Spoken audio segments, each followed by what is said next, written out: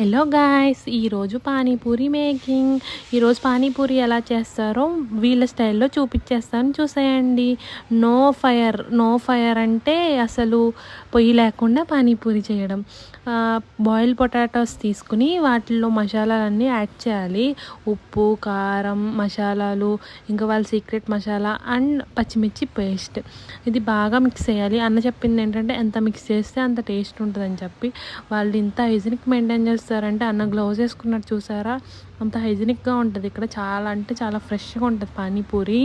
And ఇంకా వాళ్ళ పుదీనా పానీ అది కూడా చాలా బాగుంది. మమ్మల్ని టేస్ట్ చేయమన్నారు, సాల్ట్ అన్నీ సరిపోయా లేదా అని చెప్పి. ఇంకా మాకు పానీపూరి పెట్టడం స్టార్ట్ చేశారు. ఎంత బాగుంటుందంటే పానీపూరి అంత బాగుంటుంది ఇక్కడ. ఆ తర్వాత లాస్ట్లో వీళ్ళు మసాలా పూరి ఇస్తారు, అది చాలా అంటే చాలా బాగుంటుంది. అస్సలు మిస్ కాకండి. Bye guys.